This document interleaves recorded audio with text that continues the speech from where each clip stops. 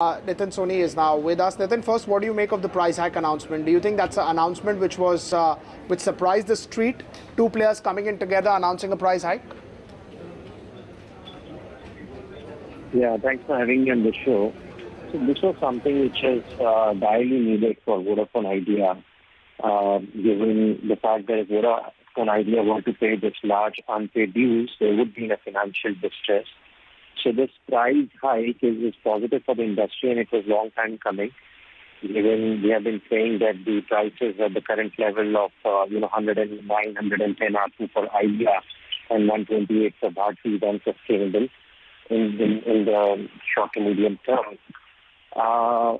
Just back of the envelope calculation, we estimate that a 10% increase in tariff will increase the revenue by $400 million to $500 million, while the growth in EBITDA will be significantly higher. We estimate that Idea's quarterly EBITDA could double in the fourth quarter.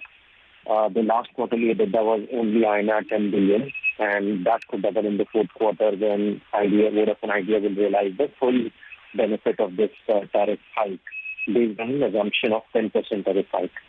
It will also improve the performance of Bharti on revenue and EBITDA, and we believe that by the fourth quarter they should realize 10 to 15% of revenue and EBITDA growth. Nitin, how do you see, it affect players such as a Vodafone Idea? They have a huge debt at this juncture. So just a price hike or a tariff hike, could it move the needle for the company? For Vodafone Idea, the management has already disclosed that they are struggling to pay some of the debts to their banks. And on top of it, the large regulatory dues which they need to pay for this ruling by Supreme Court on EGR issue. If they were to pay that amount, that would really cause a lot of financial distress on Vodafone Idea. And Vodafone Idea may also, struggle to invest any significant amount on CapEx. And that will lead to a sharper deterioration in its market share in such a scenario. So we will have to wait how governments, whether they intend to provide any relief. We know that a cabinet of secretaries have been meeting to provide any relief to the sector. And we think that they will come out with a comprehensive package to provide the relief in the form of moratorium of the construction liabilities, maybe a waiver of interest and penalties, or reducing the license fees and special usage charges. But if those things doesn't happen, then it's really a cause of concern for Vodafone Idea, given its cash generation has been falling. So overall, this tariff hike is in line with the expectation, which was badly needed, but it's not going to save them for a large debt repayment of the regulatory unpaid dues they have to pay to the government.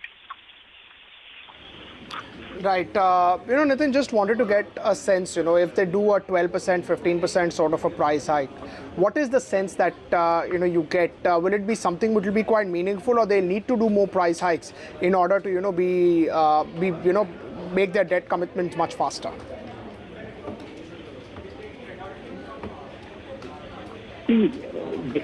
First of all, we need to see what kind of relief government is willing to provide to the sector. If the government is willing to provide a comprehensive package to the sector and provide a significant relief, then a 10 to 15% tariff hike may be okay in the short term. But if the government is unwilling to provide any significant relief and they just provide tinkering to some reduction in taxes, or only maybe a 1 or 2 year moratorium of spectrum liabilities, that kind of a relief is not going to cut out the survival question for Vodafone Idea.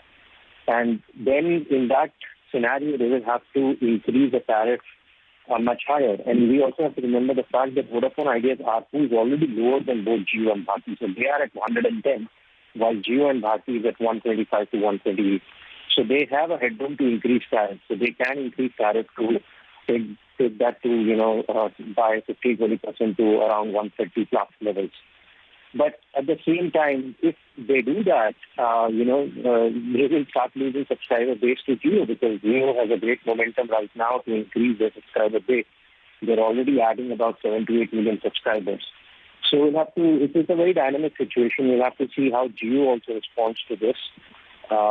Most likely, Jio will take this as an opportunity and start gaining larger subscriber base at the expense of Vodafone Idea. All right, Nitin, great to get you on board and getting in your perspective on these developments that are taking place and the kind of up move that telecom stocks are seeing as we speak. In fact,